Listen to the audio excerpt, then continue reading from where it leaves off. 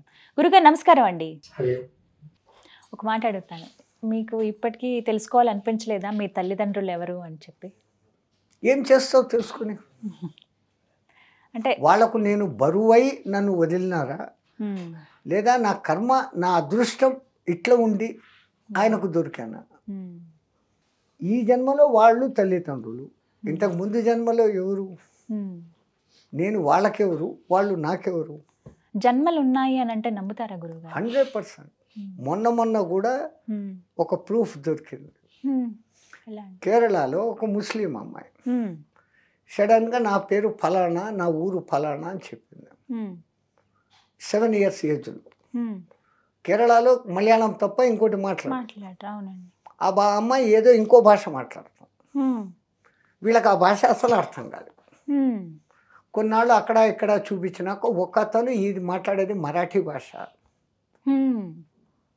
అప్పుడు ఆయన కొంచెం మరాఠీ తెలిసిన, నువ్వు అంటాండవే ఎక్కడ, ఏ ఊరు? పలానా ఊరు, మా భర్త పేరు ఇది, నా తమ్ముళ్ళ పేరు ఇది, మా అమ్మ పేరు ఇది, నాన్న పేరు ఇది, మేము పలానా ఊర్లో మలానా వీధిలో ఉంటాం. రికార్డెడ్ ఇది, సైంటిఫికల్లీ రికార్డెడ్. వీళ్ళు మళ్ళీ తీసుకొని పోయినారు. స్టేషన్లో దిగినాక నేరుగా నడుచుకుంటూ వాళ్ళ ఇంటి వరకు తీసుకొని పోయింది. రూట్ ఎట్లా తెలుసు? 7 years పిల్లకు కొత్త ఊర్లో తెలియాలి. ఇక్కడ వేరే స్టేట్ అసలు. ఇంటికి పోయింది, అందరికి మాట్లాడిచ్చింది. వాళ్ళ చెల్లో తమ్ముడు ఎవరో ఉంటే, నేను అప్పుడు 300 రూపాయలు దాచిపెట్టమని చెప్పినాను కదా ఫలానా డబ్బాలో, అది అట్లే ఉందా లేదా అని కూడా అడిగింది. అంత పక్కా ప్రూఫ్. ఖచ్చితంగా పరమాత్ముడు ఆ గత జన్మలు రాబోయే జన్మలు మనకు గుర్తు లేకుండా చేసి మనకెంతో సాయం చేస్తున్నాడు. ఎందుకని అంటారు? అవును, గత జన్మలే గుర్తుకొచ్చాయనుకోండి, ఓహో నేను అట్లుంటినా అట్లా చేస్తున్నా అని ఆ చింతనతో ఈ లైఫ్ను మీరు లీడ్ చేయలేరు. అట్లాగనే రాబోయే జన్మలు మీకు తెలిసిపోయినాయి, ఓ నేను అట్లుంటాను ఇట్లుంటాను అని దీన్ని సరిగ్గా దీనికి న్యాయం చేయరు. నిన్న గతాన్ని మీరు మార్చలేరు. రేపు ఉంటుందో లేదో తెలియదు, రూపు లేని రేపు. ఉన్న ఈ వర్తమానాన్ని సద్వినియోగం చేసుకోవాలి. Why we should have to bother about that? మీరు తెలుసుకునే ప్రయత్నం చేశారా గురుగారు మీ గత జన్మ ఏమిటి అనేది? ఒకానొక సందర్భంలో ఎక్కువ సార్లు నాకు యాక్సిడెంట్లు అయ్యి ఈ కాళ్ళు ఇరగడం, చేతులు ఇరగడం, రోడ్డు మీద ఎక్కడో నాది పట్ల మాత్రం సత్తుకుంటూ పోతా ఉంటే ఎవడో కూడా వచ్చి గుద్దేస్తాడు, ఇరుగుతాయి. నేను ఇంత పద్ధతిగా ఉన్నా, మా గురు చెప్పిన మంత్రం చేసుకుంటాను, ఏమిది అంటారు కదా, గురువు చెప్పినాడు వెనక్కు పోవచ్చు అని. దాన్ని ఉపయోగించినాం. ఒక 300-400 years ముందు బ్రిటిష్ వాళ్ళ దగ్గర నేను పోలీస్. అప్పుడు వాళ్ళు 12 రూపాయలు జీతం. వాని మాట కరెక్ట్గా వింటే వాడు రూపాయి పెంచుతాడు. ఆ పెంచే రూపాయి కోసము ఎవరిని కొట్టమంటే వాళ్ళను పిచ్చగా కొట్టేవాడిని, తన్నేవాడిని. వాళ్ళకి ఇరిగిన ఎముకలన్నీ నా ఒళ్ళులో ఇప్పుడు ఇరుగుతాను. ఆ తర్వాత వద్దు, ఇంకా గతం చూసుకోకూడదు, ఈ ఒక్క గతమే ఇంత చండాలంగా ఉంటాయి, ఇంకా వేరే వేరే గతాలకు పోతే అవి ఇంకెంత చండాలమా, ఇంకెంత గొప్పవా. దానికి గొప్పదైనా నేనేం చేయలేను, ఇప్పుడు ఆ చండాలమైనా ఏం చేయలేను. కానీ దాని కర్మల ఫలితాలు నేను ఇక్కడ అనుభవించాల్సిందే ఏదో ఒక రూపంలో. ఇది తెలిసినాక అది తెలుసుకొని ఏం చేయాలా? తదుపరి జన్మ ఏమిటో కూడా తెలుస్తుందా? నేను దాని వరకు పోలే. ఇదే స్టాప్. నాకు ఇక్కడ రియలైజేషన్ వచ్చింది, శక్తులు ఉన్నాయి, దాన్ని ఇట్లా చిన్న చిన్న దాంట్లకు వాడరాదు. ఎలాంటి వాటికి ఉపయోగించాలి? ఇంకోళ్లకు 10 మందికి ఉపయోగం పడేటట్లు. మొత్తం ఒక గ్రామంలో ఏదో జరగబోతా ఉంది, వీలైనంత వరకు వాళ్ళకు ముందు ఇన్ఫర్మేషన్ ఇచ్చేదానికి. అది డైరెక్ట్గా ఇట్లా జరుగుతుంది అని చెప్తే వాళ్ళు ఫంక్ అవుతారు. అరే భయ్ ఎప్పుడైనా ఇట్లా జరిగితే ఏం చేస్తారా, కొంచెం జాగ్రత్త పడండి, ఇండ్లు జర హైట్లో కట్టుకోండి, వరద వస్తుందో అని తోలుస్తారు. అలా చెప్పున్నారా గురువుగారు? చెప్పడం వరకే నా ధర్మం. అది వాళ్ళు పాటిస్తారు పాటించారు వాళ్ళ కర్మ. కర్మ సిద్ధాంత చాలా గట్టి తల్లి. కర్మను ఎవరూ అతిక్రమించలేరు. మీరు చేసిన మంచి, మీరు చేసిన చెడ్డ, అంతే అన్నా రావచ్చు, ఎక్కువ అన్నా రావచ్చు, తక్కువ అన్నా రావచ్చు, కాస్త ముందుగా రావచ్చు, కాస్త వెనక రావచ్చు, కానీ వచ్చి తీరుతాయి. యుగాలని బట్టి చెబుతూ ఉంటారు కర్మ ఎలా ఉంటుందండి మనిషి తత్వం. ఒక చిన్న కథ చెప్తే మీకు అర్థమవుతుంది. చెప్పండి గురుగారు. ఒక ఊర్లో ఇద్దరు దోస్తులు, బెల్లం వ్యాపారం చేస్తాడు, ఒకడు రైస్ వ్యాపారం చేస్తాడు. ఈ రైస్ వ్యాపారం చేసేవాడికి ఒకసారి బెల్లం అవసరమైంది. దోస్త్ దగ్గర పోయి 1 కేజీ బెల్లం ఇరా అన్న. వాడు కొంచెం కనింగ్ ఫెలో, ఎంత దోస్త్ అయినా కానీ దాంట్లో లాభం తీసుకుంటాడు. రేటు మార్చలేడు దోస్త్ దగ్గర. అందుకని బెల్లం కొంచెం తగ్గించినాడు, కోసి 900 grams. ఆ ముద్ద ఇది కేజీ అని ఇచ్చినాడు. వీడు దోస్తు మీద నమ్మకం తీసుకొని పోయినాడు. వీడి ఇంటికి పోయేసరికి వానికి ఇంకోళ్ళు ఎవరో దోస్తు ఇంత బెల్లం ఇచ్చినాడు. ఈ దోస్తు బెల్లం అట్లా పెట్టేసినాడు, ఆ బెల్లం వాడుకున్నాడు. ఓ 10 days తర్వాత వీనికి రైస్ అవసరమైంది. ఈ దోస్తు దగ్గరకు వచ్చాడు, 1 కేజీ రైస్ కావాలా. లోపలికి పోయినాడు, తీసుకొని వచ్చి ఇచ్చినాడు. వీడు ఆల్రెడీ కనింగ్ ఫెలో కదా, ఇదేం కేజీ ఉన్నట్లు లేదే అని డౌట్ వచ్చింది. ఇంటికి పోయి తూకం వేసినాడు, 900 grams ఉంది. సంచి తీసుకొని వచ్చినాడు. దోస్త్ అంటే ఇదేనా, నాకే మోసం చేస్తావా, 100 grams తక్కువ ఉంది. అరే భయ్ నాది గల్తీ లేదురా, నువ్వు వచ్చి అడిగినప్పుడు నాది కేజీ రాయి నాకు కనపడలే, నువ్వు బెల్లం ఇచ్చినావు కదా నాకు కేజీ, అది కేజీ కదా, బెల్లం పెట్టి నీకు బియ్యం ఇచ్చినాను. So it is not my mistake, you have given 1 kg నా. ఇప్పుడు వీడు తేలుకుట్టిన దొంగ, తేలుకుట్టిన దొంగ, ఏం చెల్లుడు, నా బెల్లమే తుంచి ఇచ్చినావా, అయితే కరెక్ట్ ఉంటుందిలే అని పోయినాడు. తో జో భోయా ఓయి పల్పాయా, ఇది చెడు చేస్తాడు. అట్లాగానే ఒక మంచి చేస్తాడు. ఒక డాక్టర్లు ఎవరో దోస్తు పెండ్లికి పోయి ఒక ఊరు నుంచి వాళ్ళ ఊరికి పోతూ ఉన్నారు. నైట్ టైంలో వాళ్ళ కారు చెడిపోయింది, వాళ్ళకు మెకానిజం రాదు, బండ్లు ఆపుతూ ఉండరు, ఓడు ఆపుతలేరు. నైట్ 12 అవుతుంది, దొంగలు పడతారా, జంతువులు వస్తాయా, అడవి క్యారే భగవాన్ అని చింత పడుతూ లాస్ట్ ప్రయత్నం ఒక సైకిల్ మోటార్ వస్తా అంటే వాటికి ఆపినారు. ఆడ ఆగి ఏం సమస్య, గాడి సమస్య, లక్కీ నేను మెకానిక్ను అని బండి రిపేర్ చేసినాడు. కండిషన్ వాళ్ళు డబ్బు తీసి ఇవ్వని పోయినారు. నేను మెకానిక్ను, నా షాపుకు వచ్చి ఎవరైనా రిపేర్ చేసుకుంటే అప్పుడు నేను చార్జ్ తీసుకుంటా. ఇప్పుడు మీరు ఆపదలో ఉన్నారు, ఒక మనిషికి మనిషిగా సాయం చేసిన పైసా తీసుకోను అని చెప్పి వెళ్ళిపోయినాడు. 4-5 years వీళ్ళ హాస్పిటల్ బ్రహ్మాండంగా డెవలప్ అయింది, సూపర్ స్పెషాలిటీ హాస్పిటల్. ఆ టైంలో ఒక క్రిటికల్ కేసు వచ్చింది, ఒక యాక్సిడెంట్ అయ్యి ఒక మనిషి ఛిద్రం అయిపోయినాడు. వేరే హాస్పిటల్ వాళ్ళు నో ఛాన్సెస్ బతికేదానికి లేదు అన్నారు. వీళ్ళది సూపర్ స్పెషాలిటీ కదా అని అక్కడికి పట్టుకొని వచ్చినారు. వాళ్ళ ఫేస్ చూసినాక డాక్టర్లు ఇంటెన్సివ్ కేర్లోకి తీసుకుపోయినారు. వాళ్ళే స్వయంగా ఉండి ఒక 4 ఆపరేషన్లు కండక్ట్ చేసినారు. రక్తం సొలైన్ సంథింగ్ 4 days రాత్రి పగళ్ళు వాని పక్కనే ఉండి సేఫ్ ఐక్యూ నుంచి బయటికి తీసి వేసినారు. ఐక్యూ నుంచి తీసినాక వీడికి సెన్స్ వచ్చింది. అమ్మ నాయన, అరే భయ్ వాళ్ళు డాక్టర్లు దేవుళ్ళురా, ఎంత పైసా అడిగితే మనం అంత ఇస్తాం, నిన్ను భలే కాపాడినారు, ఎవరు వాళ్ళు, నేను ఒకసారి చూడాలా. వాళ్ళిద్దరు వచ్చినారు. వీడు 4 ఏళ్ళు జరిగింది గుర్తులేదు. వీడే ఈ మెకానిక్కే యాక్సిడెంట్ అయినాడు. వాళ్ళు వచ్చినారు, వీళ్ళు గుర్తుపట్టలేదు. డాక్టర్స్ నాకు మళ్ళీ లైఫ్ ఇచ్చినారు, ఎన్ని లక్షల బిల్లు అన్నాడు. 14 లక్షలు అయింది, కానీ మేము పైసా తీసుకోము, మీరు మమ్మల్ని గుర్తుపట్టలేదు. ఆ రోజు యాక్సిడెంట్ మేము అక్కడ రిపేర్ అయినప్పుడు ట్రబుల్లో ఉన్నప్పుడు నువ్వు కాపాడినావు, పైసా తీసుకోలేదు, నీ దగ్గర మేము తీసుకుంటే నాశనం అవుతాం. మంచి జో ఫల్ హువా ఏ ఫల్ ఇదర్ హువా. ఎవరు ఏ థింకింగ్లో ఉంటారో వాళ్ళకి అదే జరుగుతుంది. కానీ మనిషి ఆలోచన విధానం ఇవాళ రోజుల్లో చూస్తున్నాం కదా, అంత నెగిటివిటీతో నిండిపోయింది. ఆ నెగిటివ్ ఉంటే దానికి కూడా నెగిటివే దేవుడు కూడా పెడతాడు. ఇంకో ఎగ్జాంపుల్, ఒక భార్యాభర్త భోజనంకి కూర్చున్నారు, కొత్త దంపతులు, ఒక 6 months కూడా కాలే. ఒక బిచ్చగాడు బయట నుంచి భౌతిక భిక్షాం చేసేయాలి. ఆ మాత మన ఇద్దరు దాంట్లోంచి కొంచెం కొంచెం తీస్తాం వాడికి పెడతాం అనేది. వాడు బయటికి ఇట్లా తొంగి చూసినాడు, అరే వాడు ఎక్క కట్టా ఉన్నాడు, వానికేం వేసేది, ఎడైనా పని చేసుకోరా పో, ఇంకా పెట్టేది లేదు, కూర్చోడా భార్యకి.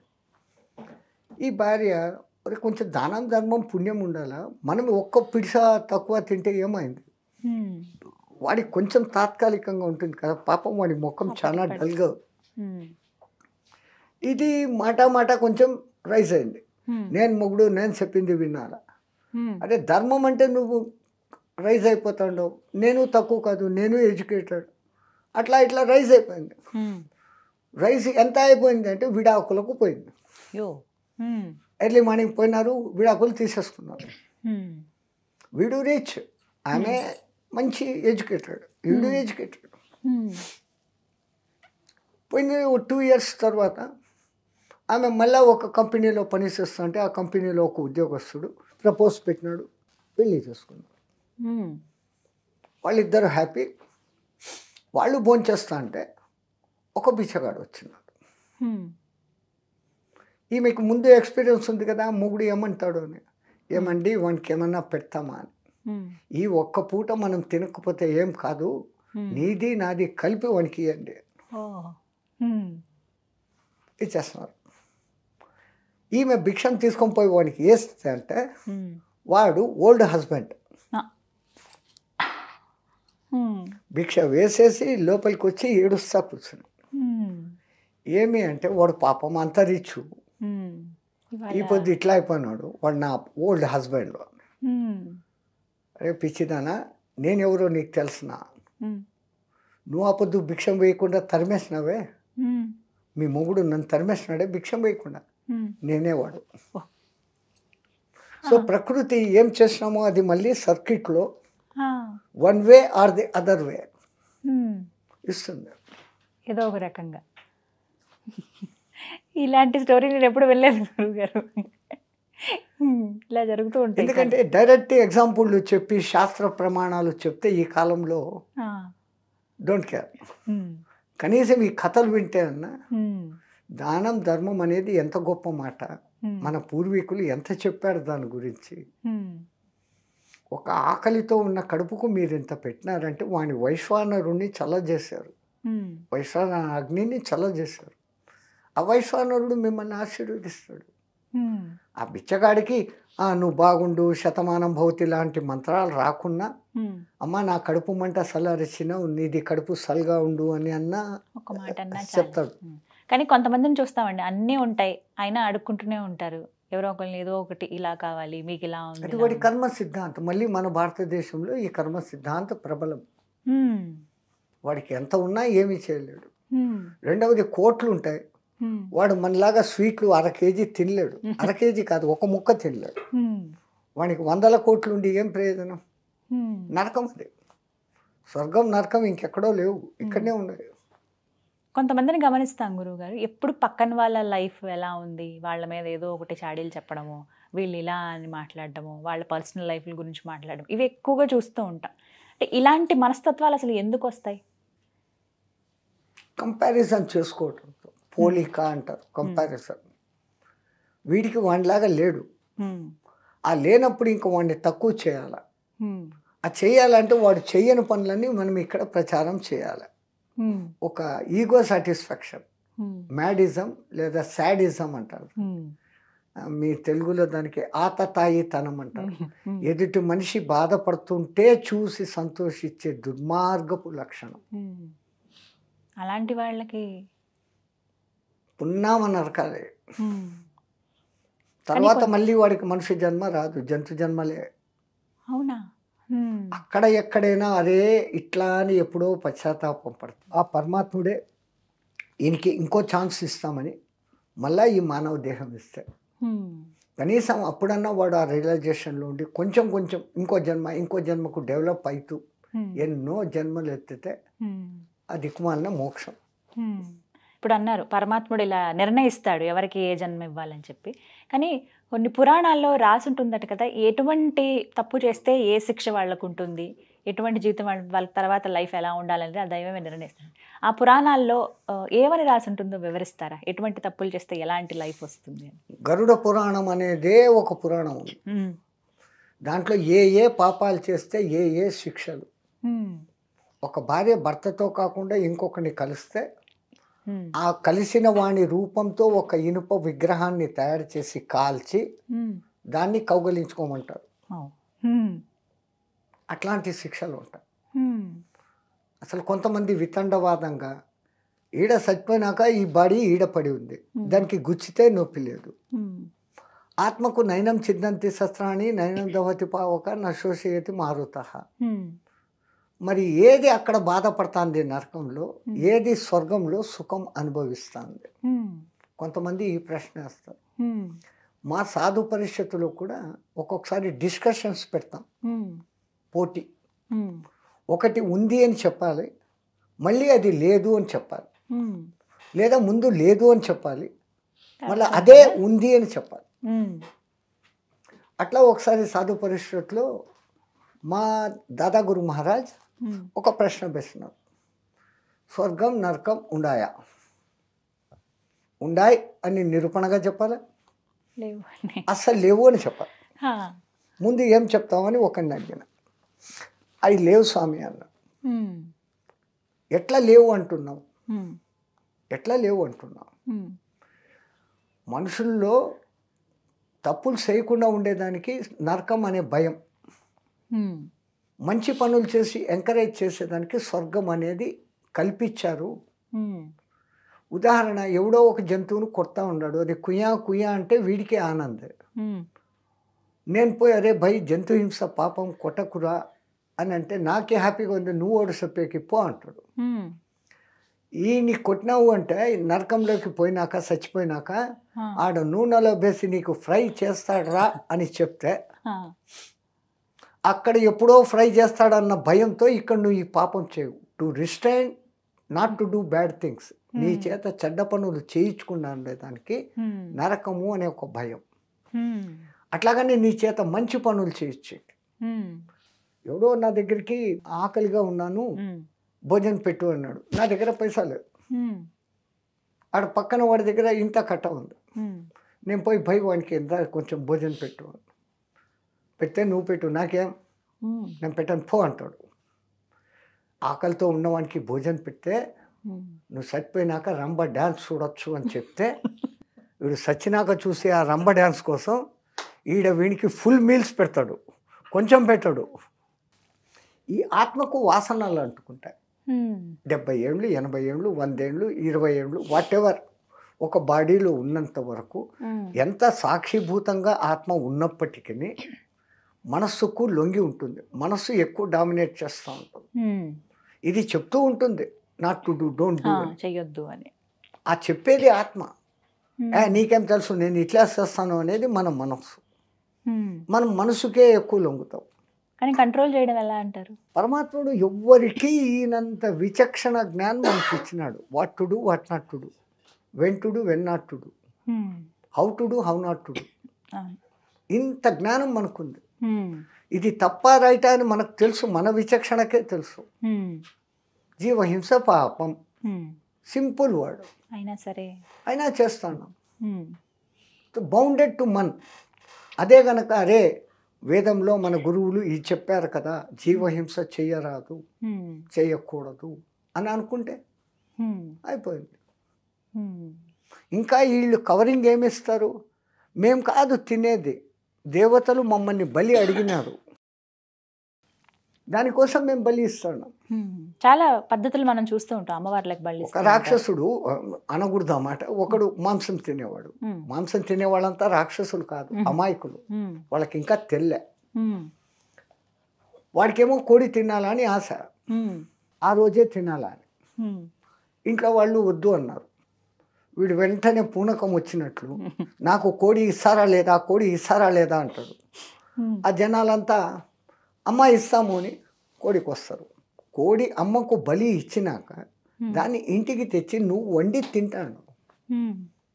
బలి ఇచ్చినాక అక్కడే వదిలేయాలి కదా. సో నీ కోరిక తీర్చుకునేకి అమ్మవారిని వాడుకుంటాను. కానీ దేవతలు బలి అడుగుతారమ్మా, వాళ్ళు అడిగే బలి వేరే, దాని అర్థం వేరే, మనం అర్థం చేసుకోవడం లేదు. అంటే ఏ విధంగా? మనలో ఒక కోడి, ఒక మేక, ఒక దున్నపోతు ఉన్నాయి. ఎక్కువ దేవతలు ఈ మూడే అడుగుతారు. అవునా? ఇవే చూస్తాం. కోడి ఏమంటా ఉంటాడు? కోరిక కోరిక కోరిక. మనం ఎంతసేపు ఈ కోడిలో ఉన్నాం. నీలో ఉన్న ఈ కోరికలు అనే కోడిని నాకు బలి ఇచ్చాయి. నువ్వు ఎంత లెస్ అండ్ కోరికలు చేసుకున్నావాడో అంత ఫ్రీ లైఫ్ ఉంటావు. ఇంకోని కంపేర్ చేసి వాడిలాగా నేను ఉండాలా, వాడు ఫోర్డ్ కొన్నాడు నేను బెంజ్ కొనాలా, ఈ కాంపిటీషన్లో నీ లైఫ్ పోతా ఉంది ఇక్కడ. ఆ ఎర్నింగ్ సో సాటిస్ఫై. దేవుడు నాకు ఇది ఇచ్చినాడు, ఐఎమ్ హ్యాపీ విత్ దిస్. పక్కన వానికి సైకిల్ మోటార్ ఉంది, నాకు కార్ ఉంది, ఐఎమ్ గ్రేట్. అట్లా కంపేర్ చేసుకో. దీనికి అంతం లేదు. ఆ కోరికలు నువ్వు ఎంత రెడ్యూస్ చేసుకుంటే నువ్వు అంతం పోతావు. సో ఆ కోరికలు, విపరీతమైన కోరికలు, అర్థం లేని కోరికలు అనే కోడిని మాకు బలి. అట్లాగనే మేకగాడు ఎప్పుడు ఏమంత అంటాడు? మై నాది, నేను, నాకు. ముందు నాది, ఆఖరికి నాకు అంటాడు. ఇంకా నాకోవడమే జీవితం అంతా. సో ఆ మేకను బలి. నాది కాదు, మనది. ఇంకా మిగతా ఏ జంతువులకు లేని మానవులకు ఇంత బుద్ధి ఉంది. మనమంతా ఒక్కటే, కలిసి ఉండి పెరుగుతాం. నీ ఉన్నతికి నేను, నా ఉన్నతికి నేను. మన శాంతి మంత్రాలన్నీ ఎంత గొప్పగా ఉన్నాయి. సహనావతు సహనో భునక్తు సహవీర్యం కరవావహై తేజస్వినావధీతమస్తు మా విద్యుషావహై. ఓం శాంతి శాంతి శాంతి. మన సంస్కారం అంత గొప్పగా చెప్పింది. ఆ దిక్కుమాలిన విదేశీ దండయాత్రలు మన మీద పడి ఒకళ్ళేమో వేదాలను తగలబెట్టారు. 3 ఏళ్ళు కాలిన నలంద తక్షశిల విశ్వవిద్యాలయాలు ఉన్న ఆ మహత్తర గ్రంథాలు 3 ఏళ్ళు తగలబడినాయి. ప్రాణాలకు తెగించి లోపలికి పోయి తెచ్చినారో అది మనకు మిగిలి ఉంది. ఆ మిగిలి ఉన్నదే పూర్తిగా 4 వేదాలు నేర్చుకోవాలంటే ఒక్కొక్క వేదానికి 12 ఏళ్ళు టైం పడుతుంది. మిగిలి ఉన్నదే పూర్తి ఉంటే అసలు ఎన్నేళ్ళు పట్టేవో. ఋగ్వేదము 21 కాండలు, మనకి ఇప్పుడు అవైలబుల్తో ఉండేది 2. 2 ఏళ్ళకే ఈ 2 నేర్చుకునేకి మీకు 12 ఏళ్ళు పడుతుంది. అథర్వణ వేదం 108 శాఖలు, ఇప్పుడు 4, 5 ఉన్నాయి. సామవేదము అంతే, అన్నిటికన్నా ఎక్కువ సామవేదం గానాలు వేల సంఖ్యలో ఉండేటివి. ఇప్పుడు 6, 7 ఉన్నాయి. అథర్వణ వేదము అంతే. వాళ్ళు అది ధ్వంసం చేసి ఆ తర్వాత వచ్చిన వాళ్ళు గురుకుల పాఠశాల వ్యవస్థను ధ్వంసం చేసి ఈ దిక్కుమాలిన ఏబిసిలు పెట్టినారు మన ఎత్తిన.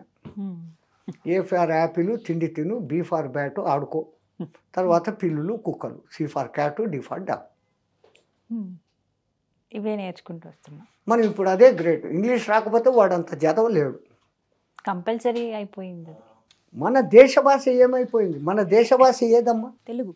మీ ఆంధ్ర భాష अपना पूरा भारत देश का हिंदी సంస్కృత్. మనం సంస్కృతాన్ని మర్చిపోయాం. సంస్కృతం చదివితే నీకు వేదం అర్థమవుతుంది. సంస్కృతం నేర్చుకుంటే సంస్కృతం ఒక సబ్జెక్ట్గా మాత్రమే ఉండిపోయింది అంతే. అది కూడా కొంతవరకేనండి. పాపం చాలామంది అల్లాడుతూ ఉన్నారు. ఇప్పటికీ ఆ సంస్కృతాన్ని బతికి ఈ మాత్రం అన్నా ఉంది అంటే అటువంటి మహానుభావుల పుణ్యం. బాసరలో ఇప్పుడు ఒక మహానుభావుడు ఉన్నాడు, వేద పాఠశాల నడుపుతున్నాడు. ప్రతిరోజు సాయంత్రం గంగా హారతి ఇస్తాడు, గోదావరి హారతి ఇస్తాడు. అనేక మంది విద్యార్థులను గురుకుల వ్యవస్థ పద్ధతిలోనే హాల్లో కూర్చోబెట్టి, బెంచీలు ఏసీ లేదు, కింద చెట్ల కింద ప్రకృతిలో నది ఒడ్డున ఇన్ని గంటలకు ఇది చెప్పాలి. 24 గంటలు వాళ్ళ మీద ఫోర్స్ లేదు. ఆడుకోండి, తిరగండి, పనులు చేయండి, యజ్ఞాలు చేయండి, ఇది చదువుకోండి ఆయన చెప్పించి నేర్పిస్తూ ఉన్నారు. అట్లాంటి వాళ్ళు ఎంతోమంది ఉన్నారు. కాశీలో అనేక ఉన్నాయి. సంస్కృత విద్యాలయమే ఉంది. కర్మ మన దేశానికి నా మాతృభాష. జర్మన్స్ జర్మన్లో మాట్లాడతారు, ఇటాలియన్స్ ఇటాలియన్లో మాట్లాడతారు, ఫ్రెంచ్లో మాట్లాడతాడు, చైనీస్ మాండేరియన్లో మాట్లాడతాడు. మనం ఏది మాట్లాడతాం? నా తెలుగు, నా కన్నడ, నా మలయాళం, నా మరాఠీ, నా గుజరాతీ, నా Bengali. Each state is having its own language. What is the use? కూపస్థ మండూక్, బాయిలో కప్పు. నీకు ఈ తెలుగులో నీకు తెలిసినంతనే నీకు తెలుసు. సంస్కృతంలో అనంతం ఉంది. సంస్కృతం నేర్చుకుంటే నీకు ఆ అనంతం అనుభూతం అవుతుంది. అంత అదే ప్రాముఖ్యత కూడా ఉండాలి కదా దేశవ్యాప్తంగా. మారాలి, వ్యవస్థ మారాలి.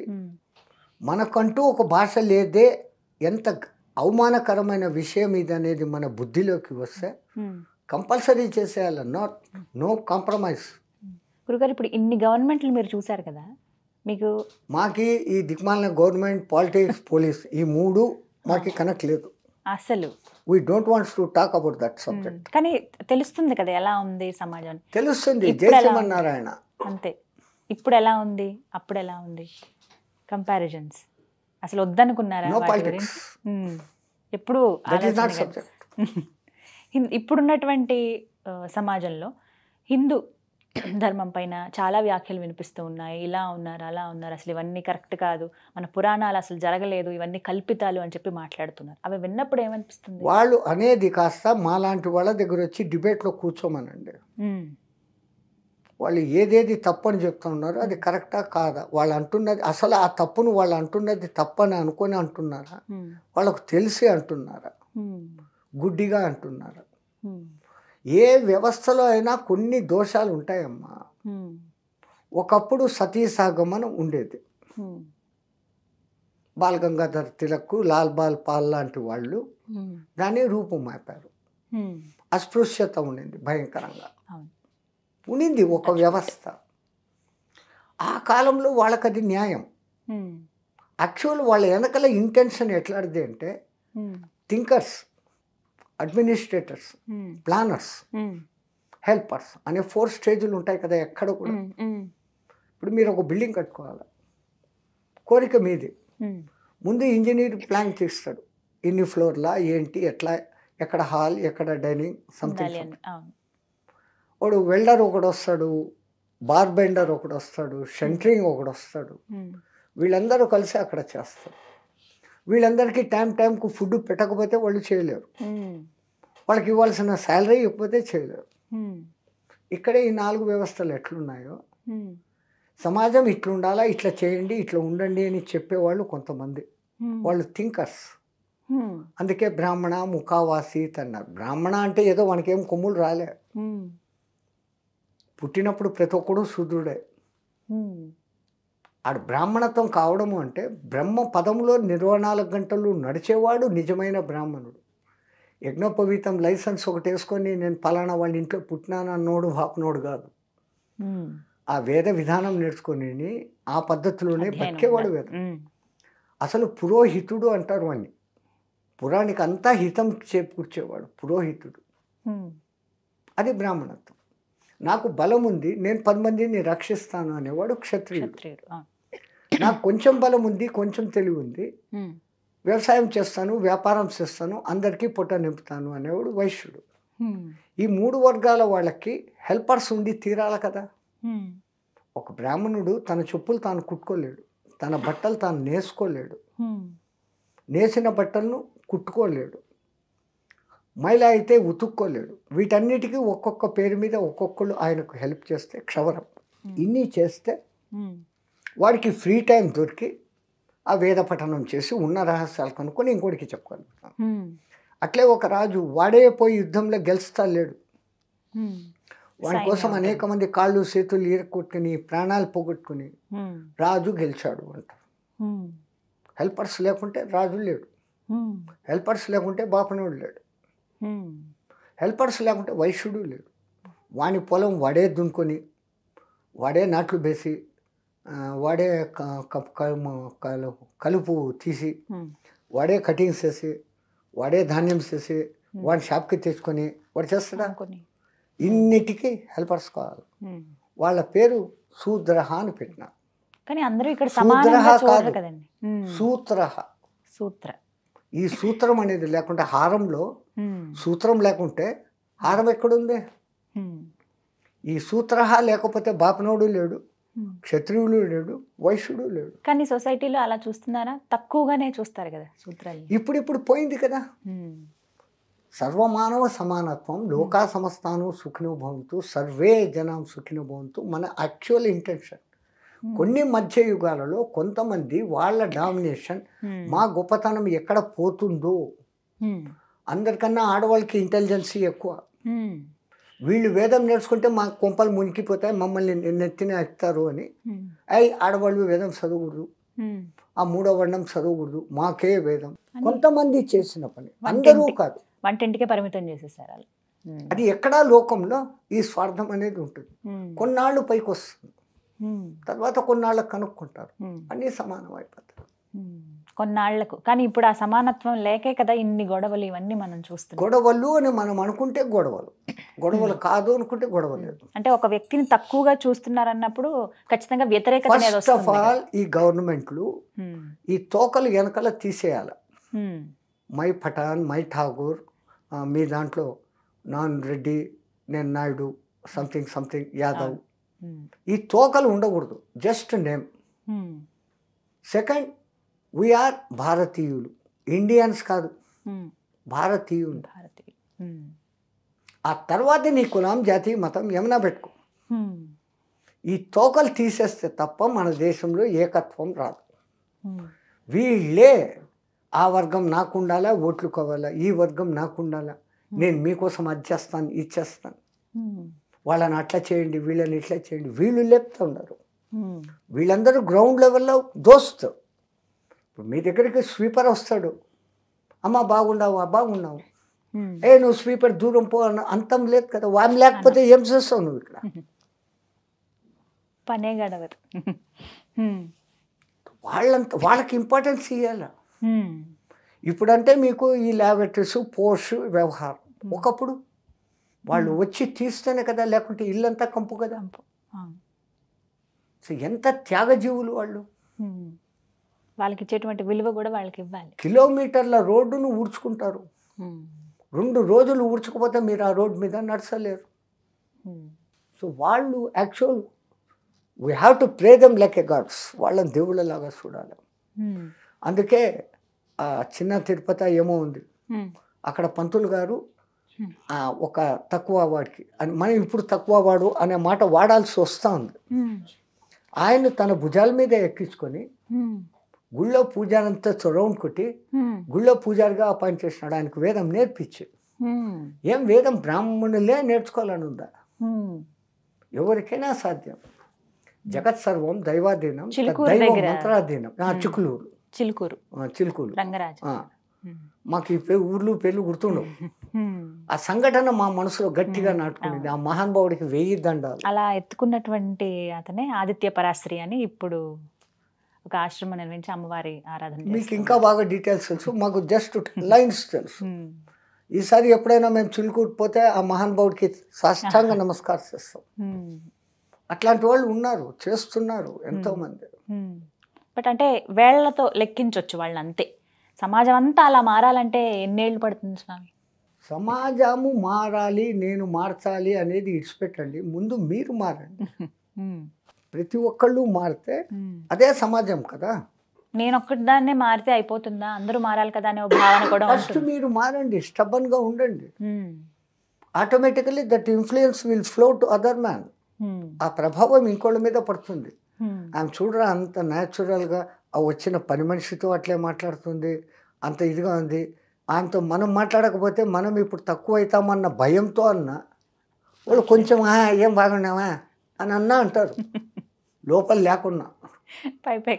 జస్ట్ ఆ జస్ట్ నిజంగా ఆ తర్వాత అవును వాళ్ళదేం తప్పు ఉంది, వాళ్ళు ఆ పని చేయకపోతే మనం లేం కదా అనే స్పృహ ఎప్పుడు వస్తుందో, వాళ్ళకి ఆ పని మనకి ఈ పని, అందరూ ఒకటే పని వేసేస్తారు. లోకం లేదు కదమ్మా. అందరూ అగ్రికల్చర్ చేసేస్తా, దేశ రక్షణ ఓడి చేస్తాడు, తినేవాడు ఓడు. చాలా సంతోషం. మా గురు కటాక్షం. నమస్కారం. జై శ్రీమన్నారాయణ.